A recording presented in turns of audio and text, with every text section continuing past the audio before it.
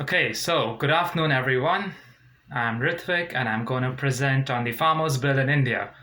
Before we get started on the Farmers' Bill in India, of course, it's very essential to understand what exactly the Farmers' Bill is all about, because it's not something that all over the world people would have heard of it. So I'm just going to explain what exactly the Farmers' Bill is about before we get into the analysis. So first of all, the Farmers' Bill in India that was actually got into act last year was basically that there are three things. So it's basically privatizing the entire farming industry in India. Now it so turns out that more than half the population in India is into agriculture, and since they're into agriculture, the government has always been supporting farmers with with the minimum price that they get for selling their produce in the market. But these three farm bills that are now established and now that have been put into force basically are are allowing capitalists to take over the entire stream of agriculture produce. So what the government is actually doing is that they're backing out and they're allowing the capitalists to get ahead and get their hand on the produce, and they're allowing them to buy it at a price that they feel is right. They're not going to ask the farmers what you feel is right. So these are the three things that you can see on screen right in front of you. It's exactly what the Farm Bill is all about. Now, this has actually created rage and fury in the farmers because they're not comfortable with it. This has never happened in the history of the country before. It's always been the government who supports the farmers with their produce and with selling it into the market. So now, with these bills in order, there has been havoc that has been created in the country. So, I'm going to analyze two media outlets over here and what exactly they say. First of all, one is the Times of India. Of course, that was made in 18. It was initiated in 1838, and the other is Indian Express that has been in form since 1932. So these are two pretty old newspapers, and they are still the most popular and the most read newspapers of the country. So these are my two media outlets that I'm going to be analyzing, and we're going to be seeing how they actually publish their stuff and how people actually are reacting to it, or the language used by both the media houses, how it actually varies and how it's backed by their analyses. So it's a bias. Now I'm making an allegation, I'm making a claim that it's a bias. But what exactly is a bias? As per the textbook, bias is a reference or a learning that towards where an issue is deliberately or subconsciously taken on like normally you're just taking the side of one particular issue without actually understanding what it actually means. And here I'm actually going to analyze bias of how the Indian Express is actually being biased towards, let's say, the government laws versus the Times of India that is trying to, let's say, bring out the issue that's actually happening in the country. So now when I'll be showing you the slides moving ahead, you'll actually be seeing the language used by the media houses, how it actually varies to the level that that one newspaper is actually just posting what the government is telling is what the government is declaring without actually bothering about the issue. They're just like, look, this is what the government has said, this is what's got to happen. Look, everyone's reading that. And there's another newspaper that's actually bringing out the topic to the public and that's bringing out the matter in society and saying, look, this is what's going on. There are like 30,000 farmers at the border of the national capital of India debating and protesting so that these farm laws are actually cancelled. Because if these farm laws get into effect in the long term of the country, of course, the capitalists are going to make a lot of business, and that's going to affect the well-being of farmers. So moving on, I'm going to analyze the first story over here. So this particular image is actually an image of the farm bills that are actually being burnt. This actually happened. This actually happened about in January this year. So the first news story that I'm just going to analyze both of them now. The language used by both of them. One is by the Times of India from the 19th of Jan. That CJI is the Chief Justice of India, is irked by the absence of Unions Council. So basically, what's happening over here is that there is a council that has been formed by the farmers to go and discuss and to debate these particular laws with the government. But it so turns out that they haven't come because, well, they're upset. So what's happening here is the Times of India is actually showing that, look, these guys are actually upset, but the Chief Justice of India is not happy either. And what the Indian Express is actually saying, that look, we don't care if you're upset or not. The center just wants you to come ahead and to discuss the bill. If you really want to have, let's say, if you really want to debate this bill, then you should cooperate with us. So what's happening in these two stories over here is that the Indian Express is actually trying its best to put the center ahead of everything and say that the center is the center and there's no debate on that. And what the Times of India is actually doing is like, well, they're actually putting out the situation, but they're actually kind of showing that a frustration in the unions has led to the Chief Justice being irked. Well, that's because you can see in the image, nobody's happy. That's exactly what the union people are doing. That's exactly what the farmers are doing. They're burning the bill. They don't give a damn about the bill, right? So that's just one story. If you move on, you find another story. Now, the language that's used in these two stories is a bit different, you see. So I'm sorry if the image on the left, I mean, the text might just be a little too small to read, but I can definitely read that out for you. So that just says that the farmers are protesting. The farmers are protesting that the panel members on the government, they're protesting for talks technically.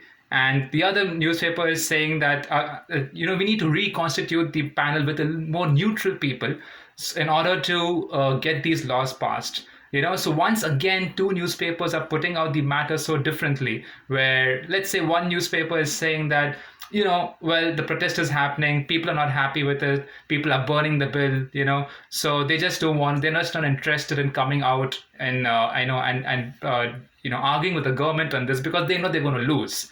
Whereas the other one is saying that, well, you know what, if we actually just reconstitute the panel with neutral people, probably people who think neutrally, then maybe we can have, maybe both the parties can come to an agreement on something. So it's just a difference in opinion over here, that the topic is the same, but the opinions are so different. So that actually puts a different kind of impression in the mind of a reader. That's the third story. Now, this was the time when things were actually escalating in the country, because now the farmers were ready to protest. They were ready to come out on full scale, and they were ready to interrupt the Republic Day celebrations in India that happened on the 26th of January.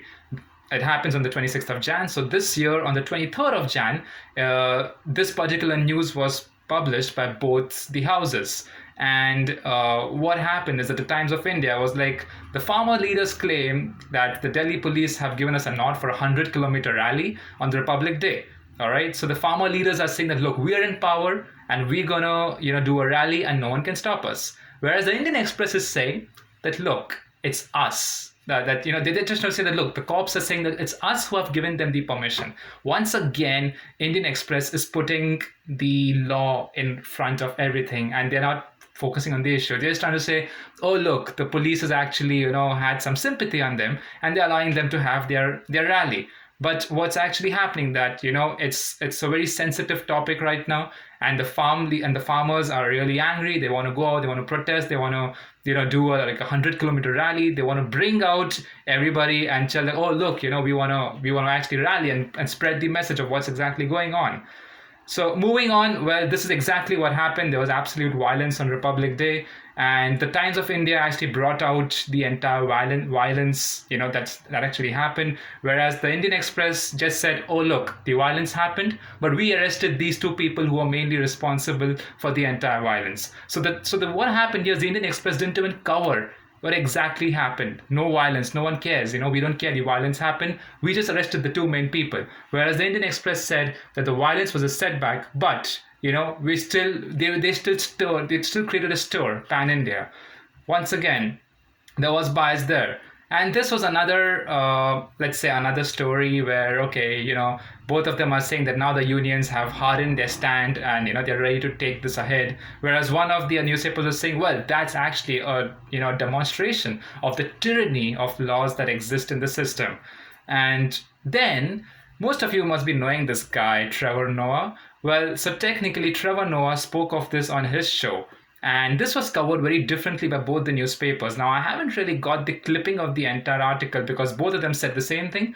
But to your left, you can see this particular thing to your left. This is exactly what the Indian Express has, sorry, the Times of India has put up. And this is exactly what the Indian Express has put up. So now if you see the Times of India, what they have put up is they have shown the sentiments of people, let's say actors and actresses, towards the farmers, and they have shown their sentiments towards this topic, and they're like, oh yeah, we should take our stand on this. Whereas the Indian Express, once again, they don't really care about it. They're like, well, before pointing fingers at us, just read the law, and just get your facts checked. Don't jump into conclusions. Like it says over here, that there's that no one's accurate and is not responsible when you're making such claims.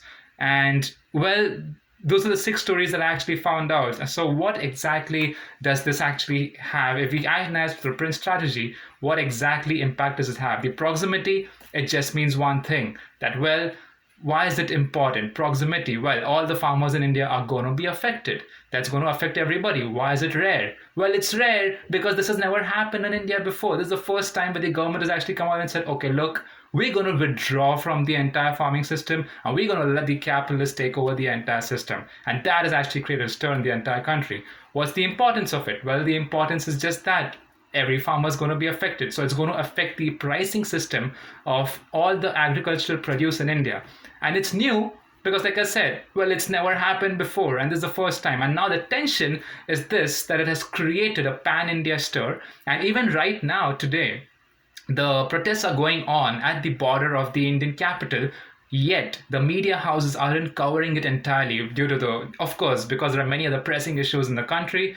Well, the media is kind of not even focusing on all these things at this point of time. But at this point of time, the entire farmer bill issue going on in India has actually created a pan-India stir. And it's just, it's had a disastrous effect on the farmers because the future of farming is now in doubt. So this is a list of references that I had for each and every story. I just wanted to put this out just to, kind of let you have a look at my sources. And of course, there was a YouTube video from which I got some of my narration as well, so I just credited that.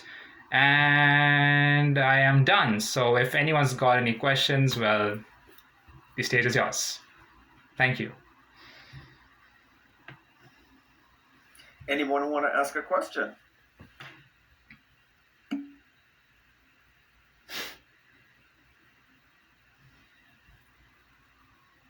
So I have a question. So Beth has a question. Yeah. Do you know why the government wanted to change these laws in the first place? Yeah. Well, to start with, what I think is that initially it has always been like this since India got its independence in 1947, that most of the population was into agriculture, and there were like more than 50% of the population that was of the farmers. They owned very small pieces of land. So what the government would do, they had a minimum support price that they would give the farmers, and they would allow the farmers to have their income flowing regularly no matter what the produce was. But now what is happening is that due to the politicians and due to the businessmen, the businessmen supporting the politicians and the politicians promoting the capitalists in the market, they are actually withdrawing their support by putting this bill and saying that, okay, look, the business people actually run this country technically. We are just here to make the laws. The business people run this country. So let's give the power in their hand. Let them purchase the grain at their price. Let them sell the grain at their price. Now what's going to happen with this? The rich become richer, the poor become poorer. That's exactly what happens. So that's why the farmers they're not happy with this. They're like, well, we were getting a minimum price to start with in the beginning. But now we're not even going to get that because Well, then whatever the companies say, let's say if they want to sell it at $2 per, let's say, kg, they'll sell it at 2. They want to sell it at 5, they'll sell it at 5. But they'll buy it at a very cheap price from us, and that's going to make us poorer. That's exactly why the farmers are actually protesting, and they're very angry. And in this, they're doing these rallies. Half of them are getting killed also in these rallies. There's a lot of police pressure as well. So it's a complete chaos right now. So I have a question, Ritvik. Yes. I don't know much about the media landscape in India. Mm-hmm. I'm assuming these two newspapers target different segments of society. Mm-hmm. They have different audiences. Who are the audiences? Do you know for the two publications? The thing is that the Times of India and the Indian Express actually, it's like, let's say, how do I put this? It's like everybody in India knows what the Times of India is. It's like a nationally distributed paper. Whereas the Indian Express is not so widely distributed because every region has their own regional newspapers as well.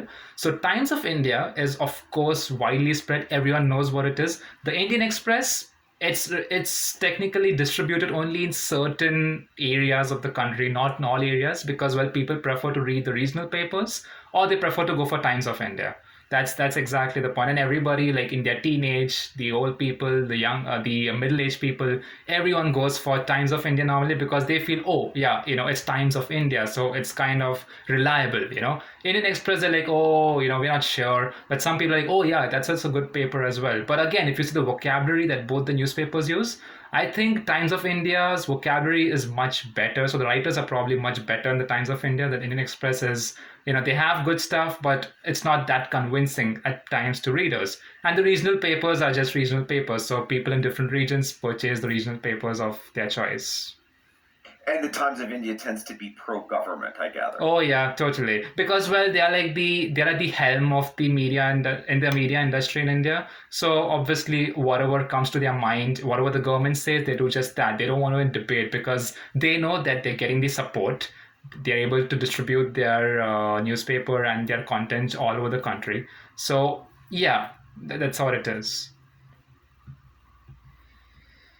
All right, thank you. Anyone else have any questions for Ritvik?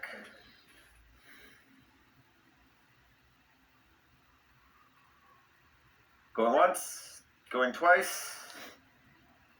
None. All right. Nice work, Ritvik. Right. Thank you very much. Thank you. Excellent.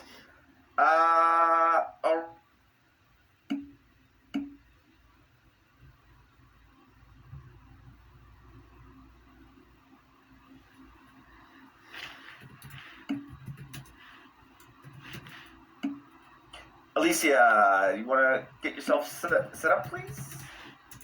Okay.